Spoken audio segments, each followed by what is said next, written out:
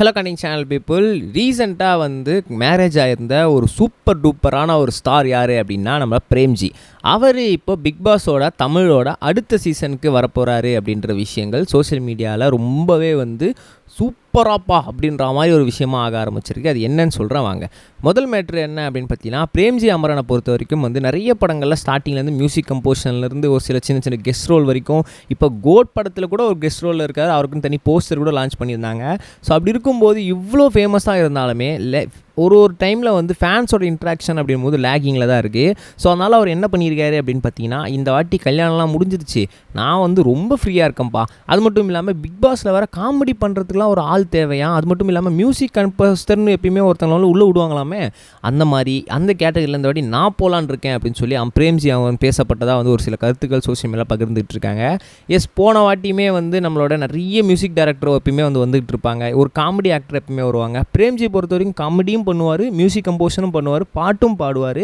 பலதரப்பான திறமைகள் அவர் இருக்கவே கிட்டத்தட்ட வந்து அவரை உள்ளே விடுறதுல எந்த ஒரு பிரச்சனையுமே கிடையாது அப்படின்னு சொல்லி பிக் பாஸ் டீம் டிசைட் பண்ணி அவர்கிட்டயுமே பேச்சுவார்த்தையில் ஈடுபட்டிருக்காராம். பிரேம்ஜி அமரனுமே வந்து கிட்டத்தட்ட ஓகேன்னு சொன்ன மாதிரியும் தான். ப்ளஸ் ஆஃப் ஆல் வந்து அவருக்குமே வந்து ஒரு சில ஷெடியூல்லாம் இருக்குது, அதெல்லாம் ஃப்ரீயாக பண்ணிக்கிட்டு இருக்காரு. இந்த மந்த்துக்குள்ளே எல்லா ஷெடியூலையும் ஃப்ரீ பண்ணுவார். செப்டம்பர் மாதம் வந்து பிக் பாஸ் போகிறதுக்காக தன்னைத்தானே ரெடி பண்ணிக்கவும் போகிறாரு. அதுக்கப்புறம் வந்து அவர் பிக் பாஸில் ஈடுபட போகிறாரு அப்படின்ற மாதிரியும் சொல்லியிருக்காங்க. ஸோ இந்த விஷயம் சோஷியல் மீடியா செம்ம வைரலாக போயிட்டுருக்கு அப்படின்னு தான் சொல்லணும். பிரேம்ஜி பொறுத்த வரைக்கும் வந்து உள்ளே வந்துட்டாரு அப்படின்னா கண்டிப்பாக ஃபேன்ஸ் எல்லாருக்குமே வந்து ஒரு பயங்கர ட்ரீட்டாக இருக்க போகுது. ஏன் அப்படின்னு பார்த்தீங்கன்னா, என்னப்பா இது பிரேம்ஜி உள்ளே வராரு அப்படின்ற பேச்சே வந்து இப்போ வரைக்கும் வந்து ஃபயராக இருக்கும்போது அவர் உள்ளே வந்துட்டார்னா டிஆர்பியிலேருந்து, கண்டென்ட்லேருந்து, காமெடியிலேருந்து, அவரோட ஃபேவரட்டான சாங்ஸ்லேருந்து எல்லாமே வந்து பயங்கர ஹிட் ஆகிறதுக்கான வாய்ப்புகள் இருக்குது. பிரேம்ஜியுமே வந்து கோட் படத்துக்கு அப்புறம் வேறு படத்தில் நடிக்கல, அவருக்குமே அடுத்த பட வாய்ப்புகள் கிடைக்க கண்டினியூஸாக எதுவுமே ஒரு ஆப்பர்ச்சுனிட்டியாகவே இருக்கும். இதை பற்றி நீங்கள் என்ன நினைக்கிறீங்க அப்படின்றத மறக்காம கமெண்ட் செக்ஷனில் பதிவு பண்ணிட்டு போயிடுங்க.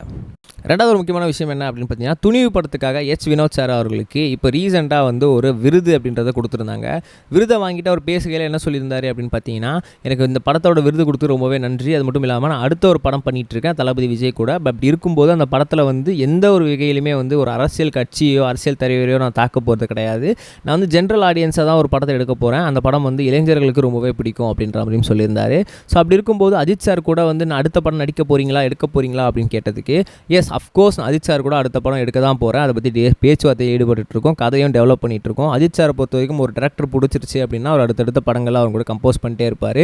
ஸோ அப்படி இருக்கும்போது என் கூடயே வந்து அவர் ஒர்க் பண்ண ஆசைப்படுறாரு. ஸோ அதனால் வந்து நான் அடுத்த கதையை வந்து டைரக்ட் பண்ணிகிட்டு இருக்கேன். ஸோ அப்படி இருக்கும்போது அஜித் சார் கூட கன்ஃபார்மாக நான் வந்து ஒர்க் பண்ண போகிறேன் அப்படின்ற மாதிரி சொல்லியிருக்காங்க. இந்த நியூஸ் சோஷியல் மீடியா செம்ம வைரலாகி அஜித் சார் ஃபேன்ஸ்க்கு எல்லாருக்குமே ரொம்ப ட்ரீட்டாக இருக்க போது. நம்ம நெக்ஸ்ட் வீடியோஸ் கைஸ் பை. இது வரைக்கும் கனெக்டிங் டிவிக்கு சப்ஸ்கிரைப் பண்ணனா மறக்காமல் சப்ஸ்கிரைப் பண்ணிக்கங்க. உடனடி அப்டேட்ஸ் பெறுவதற்கு நோட்டிஃபிகேஷன் பெல்லையும் கிளிக் பண்ணிக்கங்க.